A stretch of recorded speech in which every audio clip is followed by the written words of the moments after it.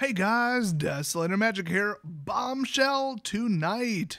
I always wanted to say that, but I think Nancy Grace has me beat on it. I just can't match that. But still, bombshell tonight. There was an announcement by Wizards today, and it was really subtle. It wasn't on their main website. It wasn't under articles. It wasn't mentioned in the daily article. I found this because somebody tweeted it to me, okay? Or DM'd or something. I'm still kind of new to Twitter. So apparently this is all hush hush hush, so I'm making a video about it. There's a new article entitled Making Moves. Now based on what the article's about, I'd put a little, subtitle under that. It's not particularly polite, so I might not share it with you guys immediately. But let's read through this together because you know I love nothing more than reading Wizards announcements, and I am 100% sure, without even reading it verbatim yet, that it probably has spelling and grammar errors.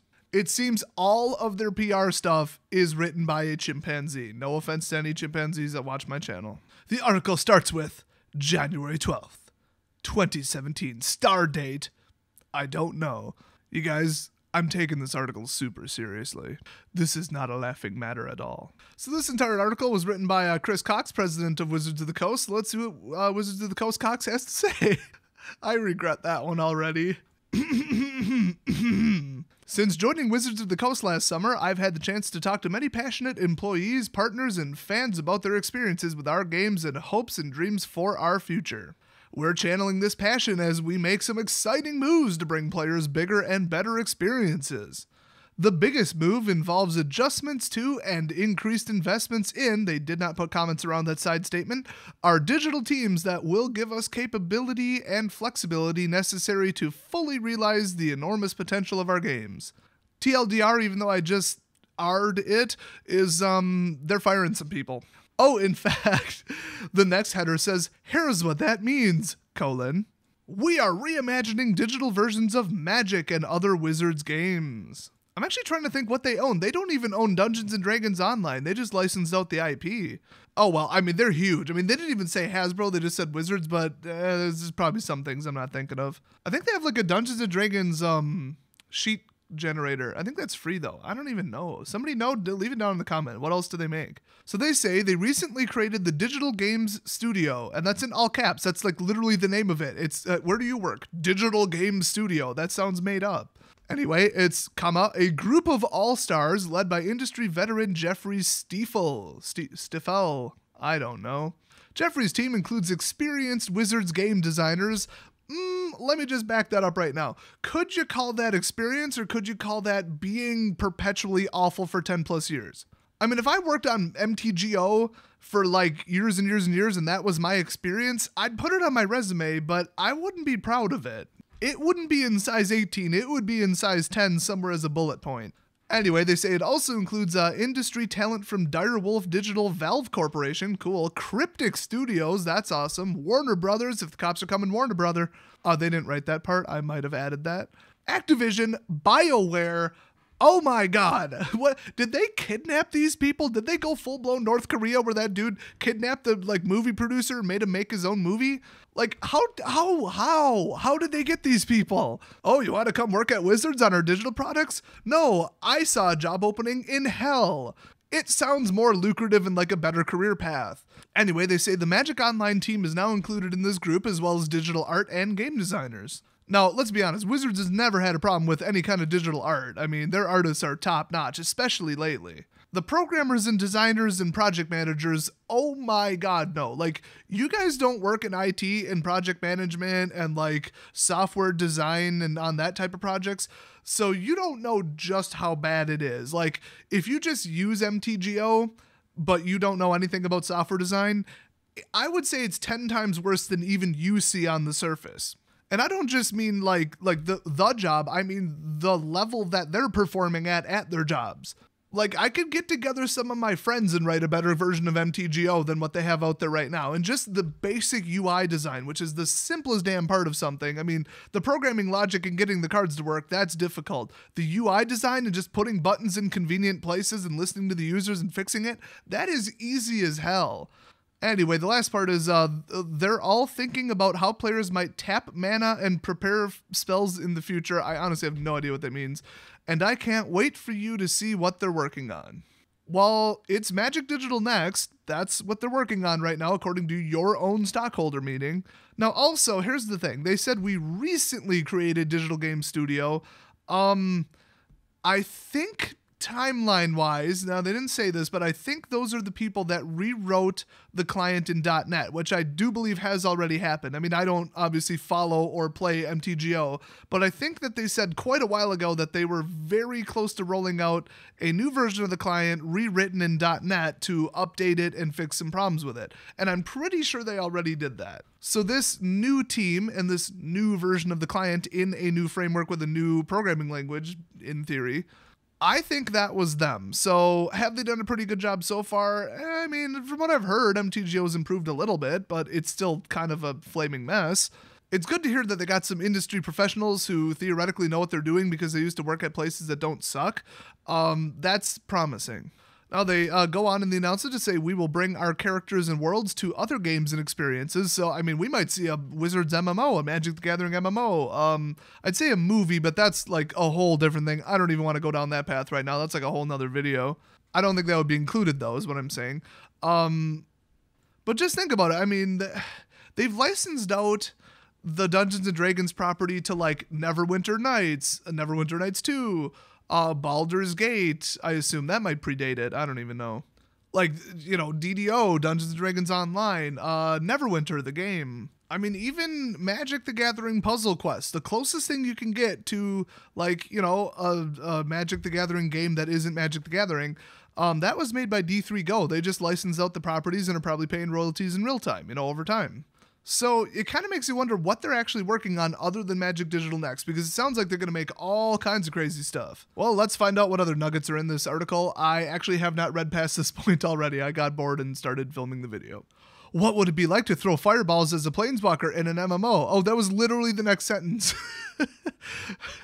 Alrighty then. Or quests for treasure with your friends in a D&D augmented reality game. Yes, strap that to my head, please. I have been waiting for a realistic high-budget MMO to buy a VR system. Also for me to be not broke. It's debatable which one of those will happen first, honestly. I mean, they could make Quest 64 from the N64 in VR and I'd play it. Like, that's solid enough of a game. It's big enough.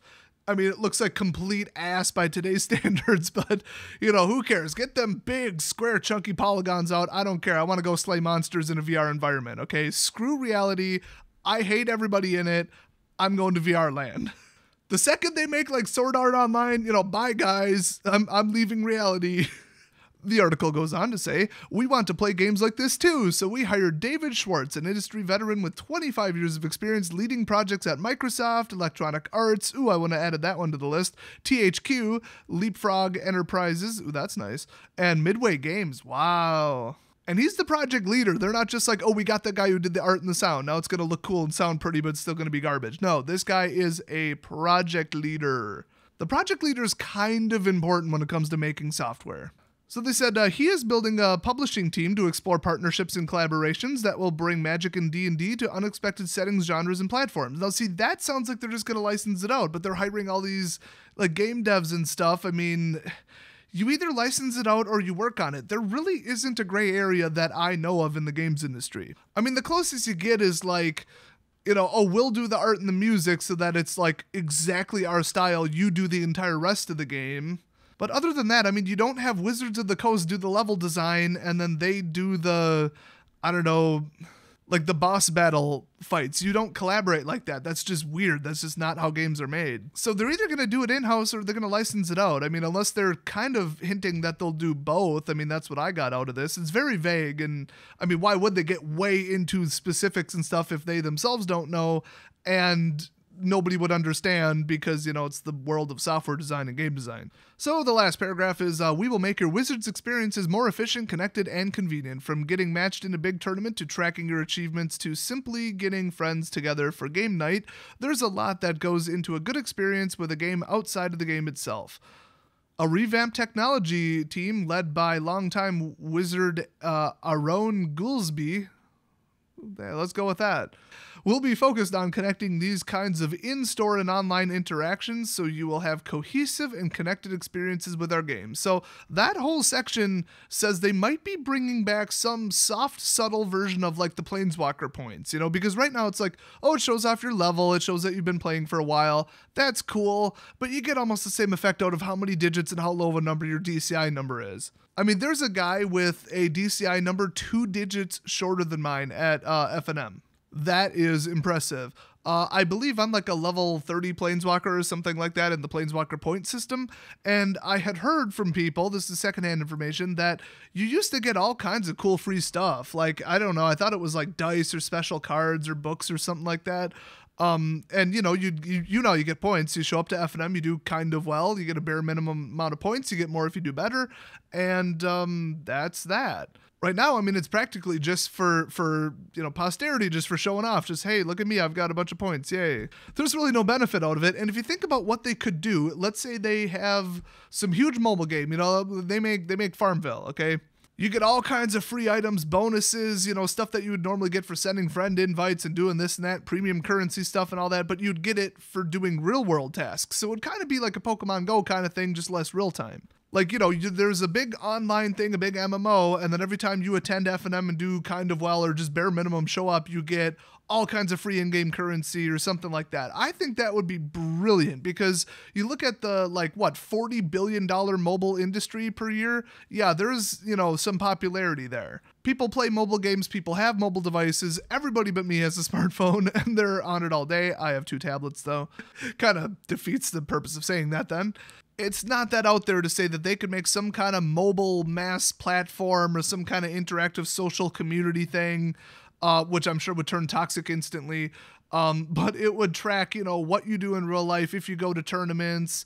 And then it would be like a news thing too. I mean, if you log into your favorite MMO, they have a news announcement, you know what's going on. Like if they announce an expansion pack, you find out right in game about it. So it's kind of like one step above email, Twitter, Facebook, all that, because you're there, you're logging in, your focus is on that, they have your full attention. So just from a marketing and planning standpoint, whatever they're planning, be it mobile, PC, VR, you know, Magic Digital Next, which I think is what they're referring to throughout this whole thing, which now at this point, I think it's going to be like a platform. It's going to be kind of like Arc or Steam or something where there's like these little sub things you can get into, but in general, it's a platform. It's a thing. It's a website. So actually a way better example would be like Blizzard.net, which, wait, it was Battle.net, now it's Blizzard.net, I think. I don't know. I actually don't play any of their games. You know, it's like a community, but it has MMO tie-ins, it has event tie-ins, it has real-world tournament tie-ins, streaming tie-ins. It's the whole thing, but it's a central platform that has a name. It sounds to me like that's what they're going for. So at the very end of the article, I might as well read this. These are just some of the changes happening at Wizards of the Coast as we continue our mission to bring people together through their shared love of games. Stay tuned for more updates and let us know what you think. I absolutely love it. I love everything I read there. If you read between the lines, I think they fired a buttload of people because if they're bringing in new teams and people from outside the company, they're probably getting rid of the people who suck at their jobs and have perpetually sucked at their jobs for the last couple of years. Now, I'm not saying every single member of the Magic Digital frickin' anything, you know, teams are terrible, but enough of them, or at the very least, just the project manager who makes the final decisions and approvals to what gets changed in the games, they suck. I mean, they're just terrible. They are absolutely dreadfully incompetent. So someone is just poisoning and ruining MTGO, and it sounds like they probably got rid of whoever that is. I mean, whenever they say we're bringing in this new person, he's the head of this, he's the head of that, it usually means they took somebody else's job. This does not sound like a whole new branch of the company. I mean, it kind of does, but they already had something similar to this, and I assume, yeah, now they don't. They got rid of them.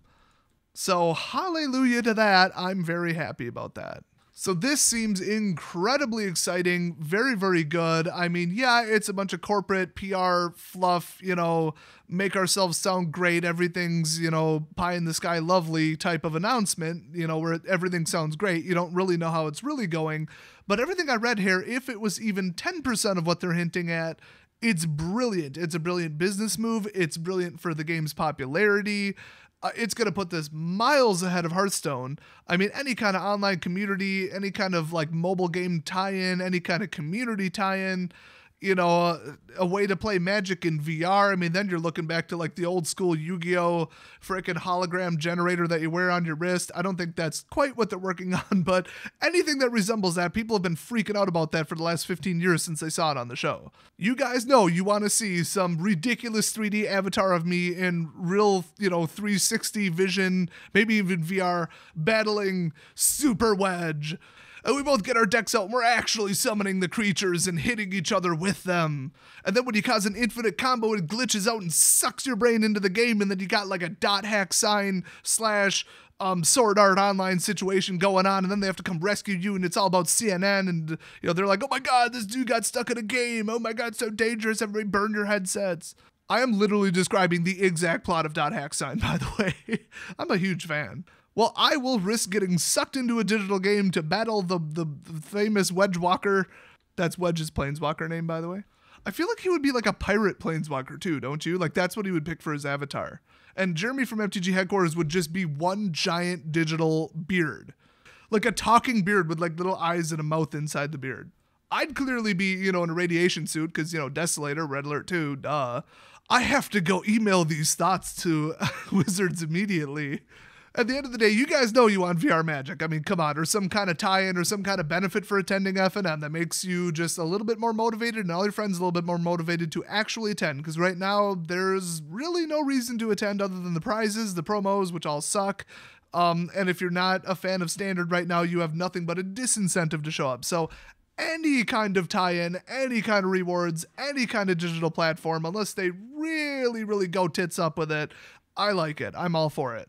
So what do you guys think? Are you as amped and as excited as I am? I mean, after seeing just mistake after mistake after mistake after mistake in the last 2 years of Wizards, they've finally done something really positive and that really has a good outlook. Which, by the way, in case you're a complete idiot and haven't caught on, because obviously there's some of you out there, when Wizards screws up, I make a negative video. When Wizards does something positive, I make a positive video praising them for it.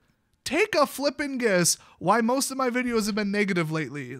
I'll let you roll around that one in your head. Maybe you can put 2 and 2 together and solve that puzzle. So anyway, yay Wizards. I'm excited.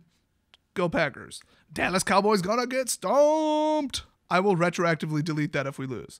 So once again, get ready, get some sleep, go to the pre-release, and have fun, you guys. I will see you next video.